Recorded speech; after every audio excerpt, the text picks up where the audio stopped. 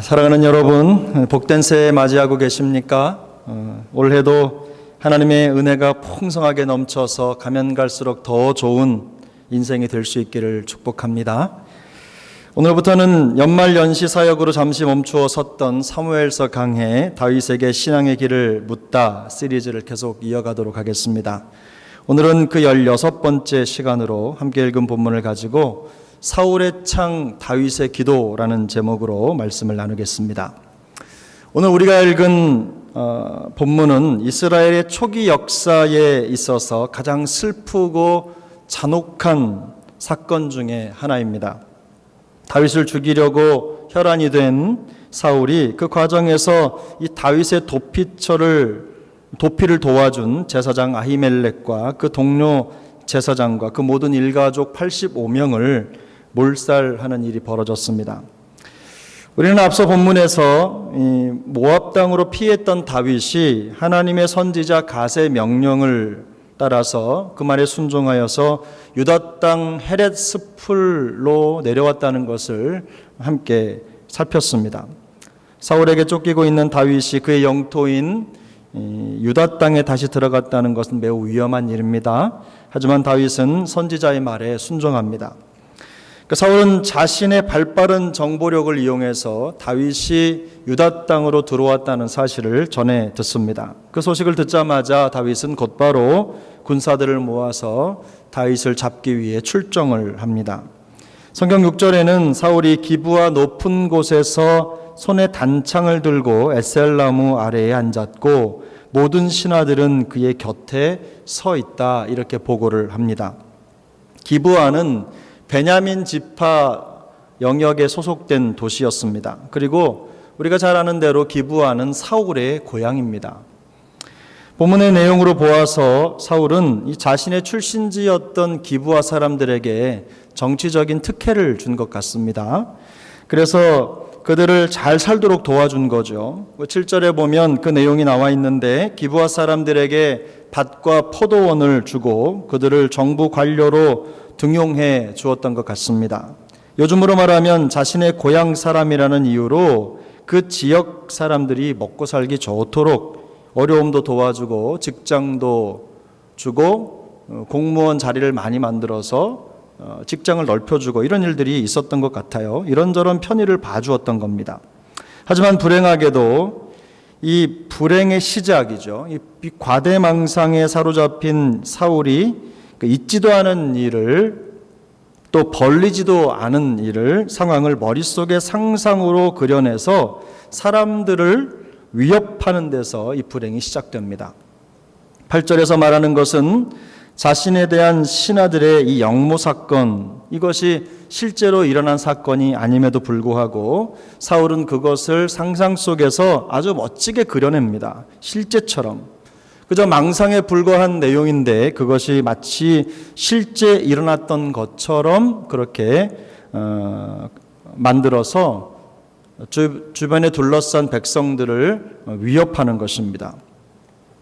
갈수록 좁아지는 자신의 입지를 의식한 나머지 다윗을 잡으려고 이 피해망상의 결과일 뿐인 이 것들을 만들어내는 거죠. 안타까운 것은 이 자신의 안위와 야욕을 이루기 위해서 누가 들어도 사실이 아닌 이 상황으로 사람들을 몰고 가는 이 사울의 과대망상에 적극적으로 반응하는 사람이 있다는 겁니다. 본문 9절에 보면 그때의 에돔 사람 도액이 사울의 신하 중에 섰더니라고 말하죠. 이 에돔 사람 도액은 사무엘상 21장 7절에 처음 등장하는 사람인데 다윗이 사울을 피해 달아날 때 높당에 아히멜렉에 있는 성소에 갔을 때 그때 그곳에 있던 사람입니다. 그곳에서 다윗과 제사장 아히멜렉이 나누는 이야기를 들었고 또 그곳에서 일어난 일들을 성막 뒤에 숨어서 지켜보던 사람이었습니다. 사무엘상 21장 7절을 보면 그날에 사울의 신하 한 사람이 여호와 앞에 머물러 있었는데 그는 도액이라 이름하는 에돔 사람이요 사울의 목자장이었더라.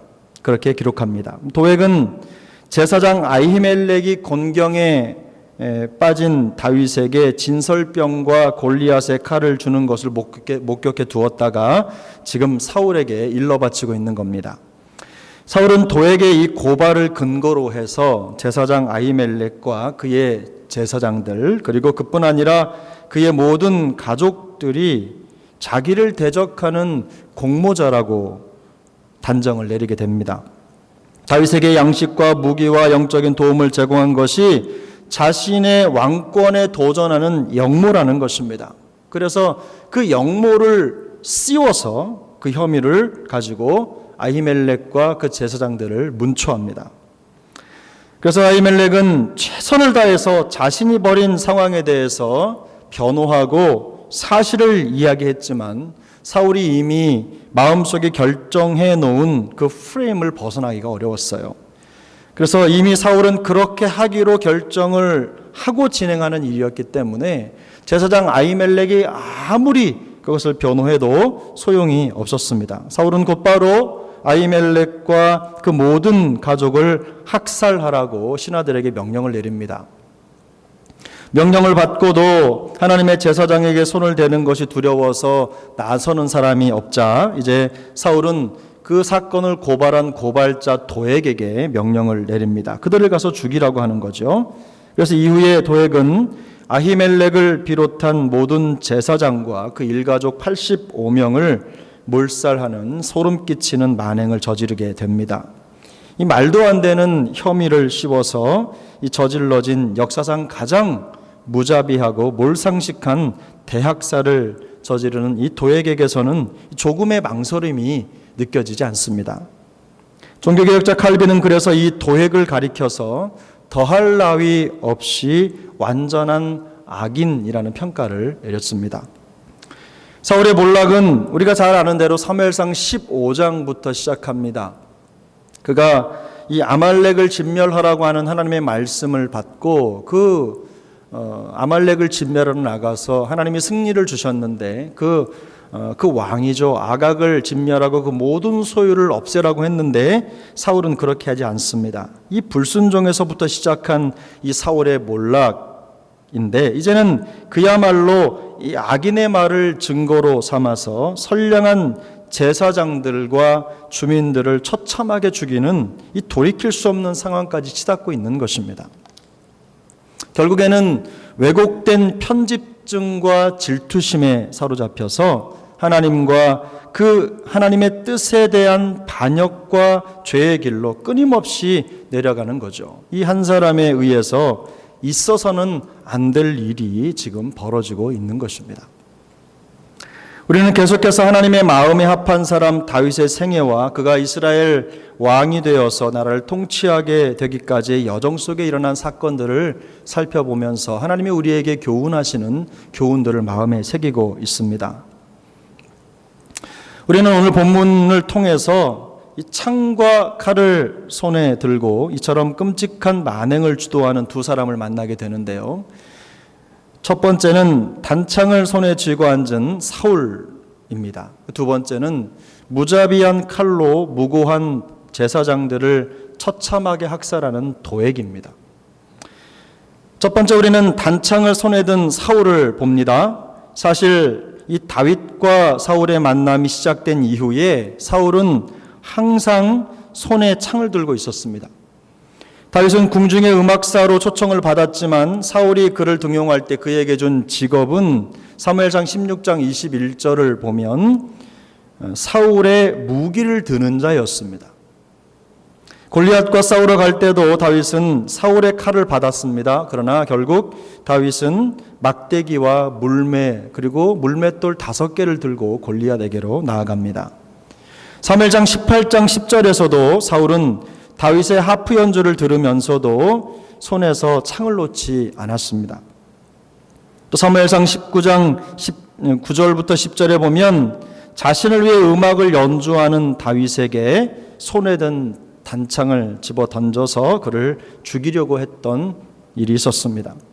사울은 사무엘상 20장 33절에서는 친구 다윗을 변호하는 자기의 아들이죠. 요나단에게 손에 든 창을 던져서 그를 또한 죽이려고 했습니다. 오늘 우리가 읽은 본문의 사무엘상 22장 6절에서 다윗을 잡기 위해서 사울의 손에 들려있는 것이 무엇입니까? 그는 어김없이 손에 단창을 들고 서 있는 것입니다.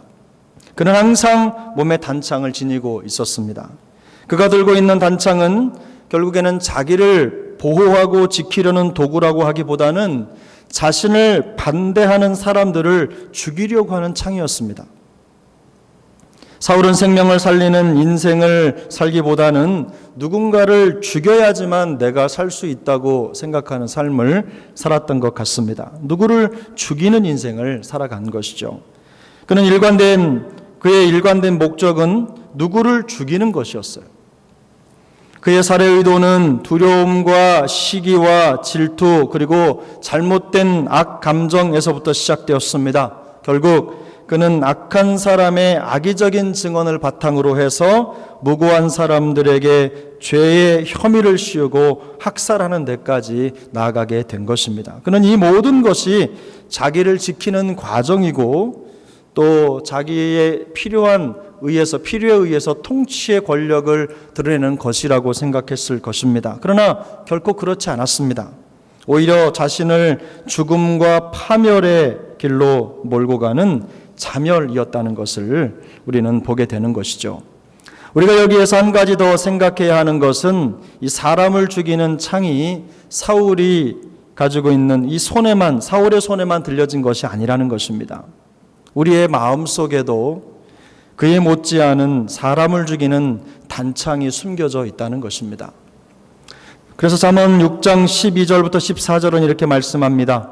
불량하고 악한 자는 구부러진 말을 하고 다니며 눈짓을 하며 발로 뜻을 보이며 손가락질을 하며 그의 마음에 패역을 품으며 항상 악을 꾀하여 다툼을 일으키는 자라.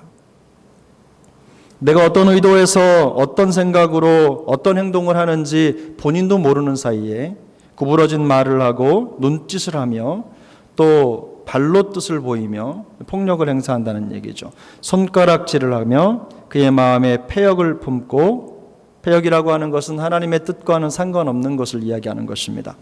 항상 악을 꾀하여 다툼을 일으키는 자라. 이 말씀은 우리의 마음과 말이 사람을 죽일 수도 있고 살릴 수도 있다는 것을 가르쳐주는 교훈입니다. 어떤 사람은 그의 마음에서부터 어떻게 하면 사람을 살릴 수 있을까? 어떤 말로 격려할 수 있을까? 생각하고 있는 사람이 있고 반대로 악의적이고 구부러진 말과 생각을 가지고 사는 사람들도 있다는 것이죠. 똑같은 인생을 살아도 사울처럼 마음 한편에 칼을 가지고 살아가는 부정적이고 사람을 해칠 수 있는 상황을 만드는 사람이 있습니다. 생명이 아니라 죽음의 냄새를 피우는 삶의 모습을 가진 사람들의 모습입니다. 하지만 자기가 살기 위해서 남을 죽여야 한다는 이 강박관념은 결국에는 그를 살리는 것이 아니라 죽음으로 내몬다는 것입니다. 사울이 그랬습니다. 그러나 우리는 사람을 살리고 생명을 살리는 냄새를 피우는 그런 인생 될 수 있기를 바랍니다. 저는 우리 교회가 생명을 살리는 교회가 될 수 있기를 바랍니다. 예수 그리스도의 생명에 빚진 교회로 그 복음의 능력이 충만하고 상처받은 영혼, 어려운 영혼들이 이곳에 와서 힘을 얻고 또 예수 그리스도의 그 생명의 능력으로 그 심령에 채워서 또 다른 사람들을 살려내기 위해 애쓰는 그런 교회가 될 수 있기를 바랍니다. 우리 교회는 생명을 살리고 세우는 일에 마음을 쏟는 생명 공동체가 될 수 있기를 바랍니다. 올 한 해 우리가 마음속에 어떤 목표와 계획을 가지고 있습니까? 그 모든 것들이 우리 교회를 통해서 우리 개인을 통해서 은혜롭게 준비되고 또 펼쳐지는 기쁨이 있기를 바랍니다. 두 번째 우리가 만나는 사람은 무자비한 칼로 무고한 사람을 해치는 도액입니다. 우리가 도액이라고 하는 사람을 처음 만난 곳이 성전이었습니다. 그가 성전에 있을 때 우리는 도액을 만났어요. 사무엘상 21장 7절에 보면 그날에 사울의 신하 한 사람이 여호와 앞에 머물러 있었는데 그는 도액이라 이름하는 에돔 사람이요 사울의 목자장이었다. 그는 성전에 있었습니다. 하나님 앞에 머물러 있던 사람입니다. 그가 다윗을 만나던 날 어떤 목적에서든지 종교 의식을 행하기 위해서 그는 성전에 머물러 있었어요. 아마도 그는 속죄의식이나 정화의식 같은 것을 행하고 있었을 것입니다. 그는 성전에 머물면서 다윗과 아히멜렉의 이야기를 엿듣습니다. 그는 하나님 앞에 엎드려 자신의 문제를 살펴야 하는 상황에서 하나님의 음성 대신 다윗과 아히멜렉 사이에 일어난 일에 더 관심을 가지고 들었습니다. 정황으로 볼 때 도액은 이미 다윗이 누구인지를 너무나 잘 알고 있었어요. 오히려 모르는 것이 이상하겠죠. 왜냐하면 다윗이 유명한 사람 아닙니까? 왕의 사위이기도 하고 군대 장관이기도 하고 온 국민이 다 아는 사람이었어요. 감추려고 해도 감출 수 없는 사람이 바로 다윗입니다. 그는 다윗이 어떤 인물인지 그리고 사울이 쫓고 있는 사람이라는 것도 다 알고 있었을 것입니다. 얼마 전까지만 해도 다윗이 이스라엘의 실력자였기 때문에 아마도 다윗에 대해서 섣불리 발설을 하는 것에 대해서 조심했을 것 같아요. 사울의 속마음을 정확하게 알기 전까지 이런 사실을 쉽게 발설할 수 없었을 것입니다. 하지만 도액은 자신이 얻은 다윗에 대한 정보를 정치적으로 상황적으로 유리하게 이용할 수 있겠다는 판단이 서자 주저하지 않고 모든 것을 사울에게 일러 바쳤습니다. 철두철미하게 기회주의자였던 도액은 왕의 비위를 맞출 수 있는 기회를 놓치지 않았어요. 도액의 예상은 적중했고 그는 사울의 칼이 되어 무고한 생명을 무참하게 죽이는 악인의 길을 걸어가게 된 것입니다. 우리가 주목해야 되는 것은 이 엄청난 비극의 시작이 성전에 올라갔던 도액이라고 하는 사람의 혀끝에서 시작하고 있다는 것입니다.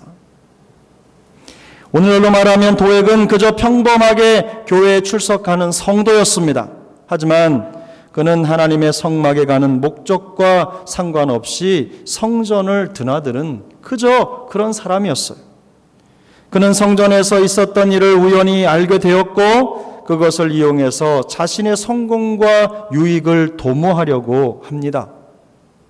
어려움을 당한 사람에게 도움을 주는 제사장과 성전, 피할 곳이 없는 곳에서 피할 곳을 주는 이런 상황들을 긍휼히 보는 눈이 아니라 자기를 위해서 이용할 가치가 있는 것으로 마음속에 창처럼 품고 있었던 것입니다. 기회주의자죠. 도액이 성소에 있기는 했지만 그가 성막 뒤에서 하나님을 생각하고 있었을 가능성은 거의 제로에 가깝습니다. 도액은 성소에 그리고 하나님의 임재가 있는 성전에 있었지만 그러나 그는 결코 하나님을 그 마음에 두지 않았다는 것을 알 수 있어요. 왜 그렇죠? 그의 삶이 그것을 말해주는 것입니다.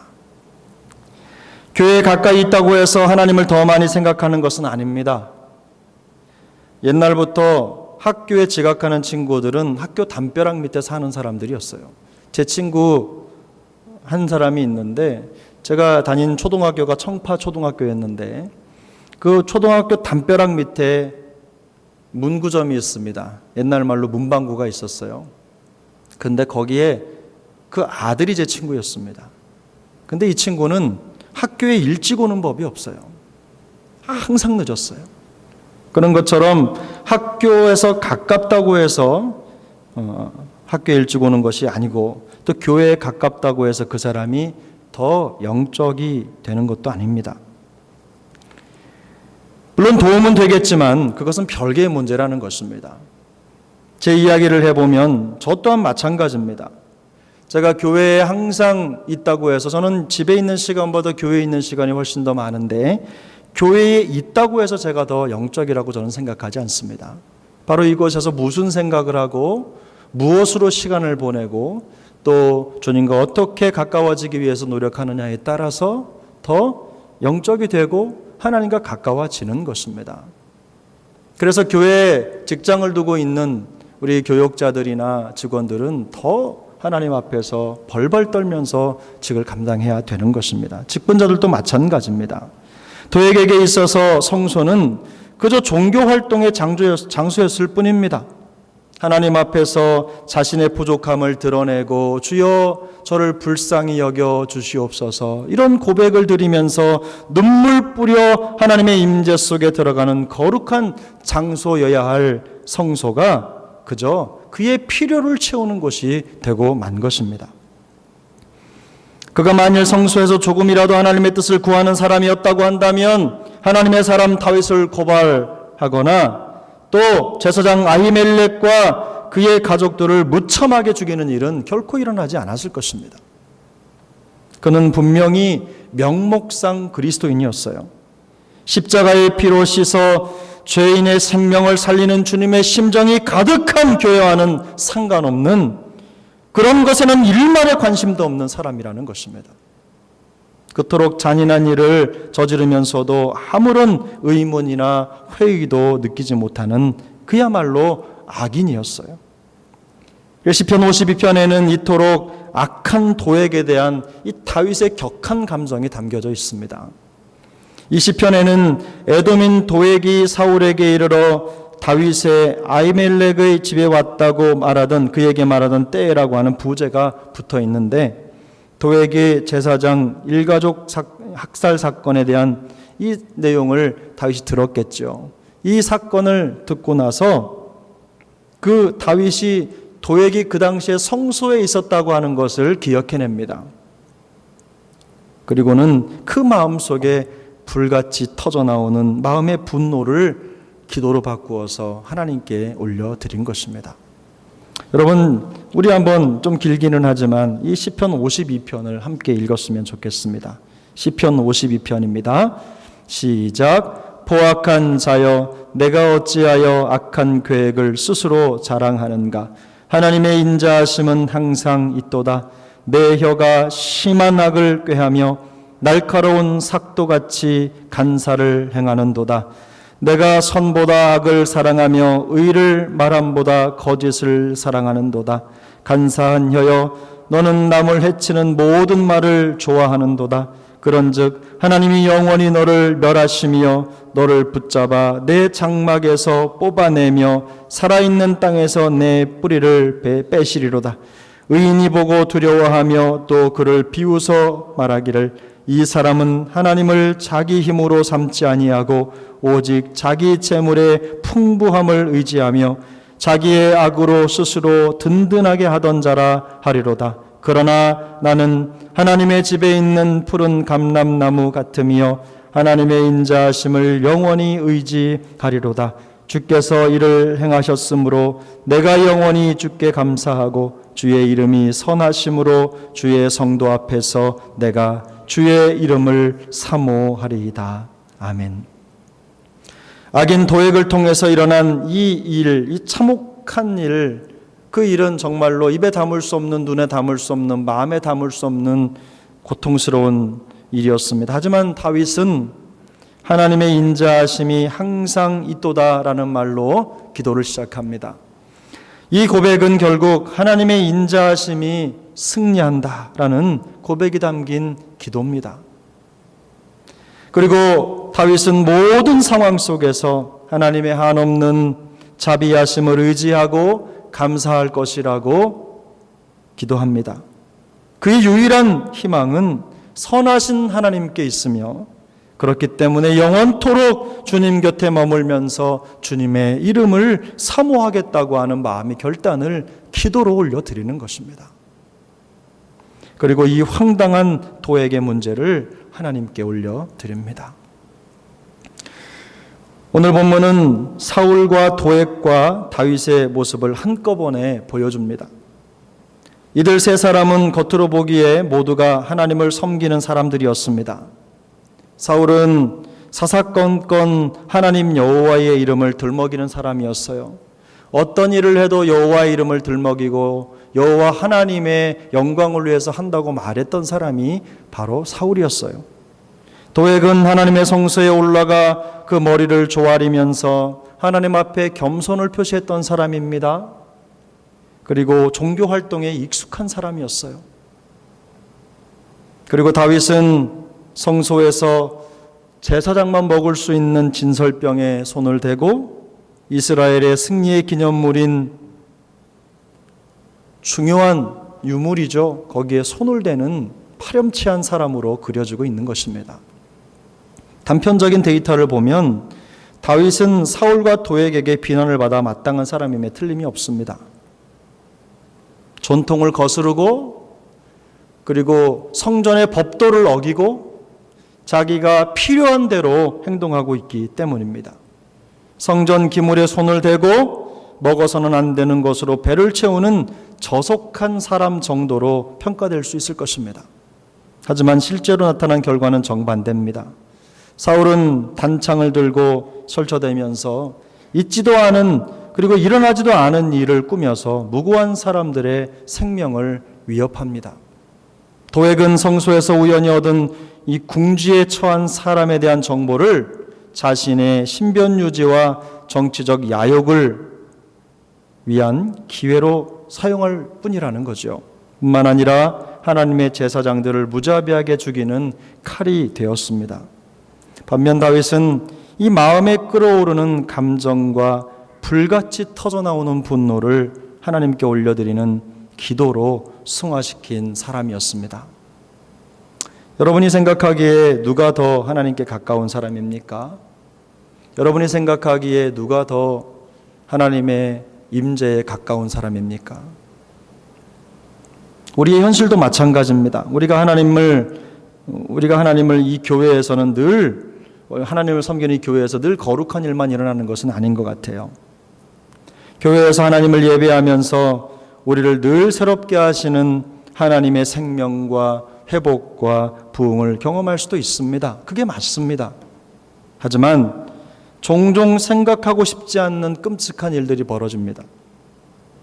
사울의 손에 든 단창처럼 마음과 생각 속에 영혼을 찌르는 창을 내려놓지 못해서 다른 사람을 다치게 하는 일이 생기게 된다는 거죠. 또는 도액처럼 하나님 앞에 엎드려 그분의 임재와 음성 대신 다른 것을 마음에 담아서 그런 정보를 캐려고 왔다 갔다 하기도 하고 성소에 내려가고 그것으로 더 위험한 일을 저지른 일이 생기기도 하는 것입니다. 하지만 어떤 상황 속에서도 하나님의 인자하심이 승리할 것을 믿으며 더욱 하나님을 의지하고 전투적으로 기도하는 더 나은 인간이 되어가는 성숙과 성장의 일들도 일어나기도 합니다. 우리가 바라는 교회가 이런 모습 아닐까요? 여러분이 생각하기에 누가 더 교회를 사랑하고 누가 더 교회를 위해서 헌신하는 사람이라고 생각하십니까? 바라기는 우리도 다윗처럼 우리를 영원한 인자와 자비로 인도하시고 항상 우리와 함께 하시는 하나님을 더욱 의지할 뿐 그리고 기도할 뿐 악인의 길에 서지 않게 되기를 축복합니다. 모든 상황 속에서 우리가 하나님을 의지할 때 하나님은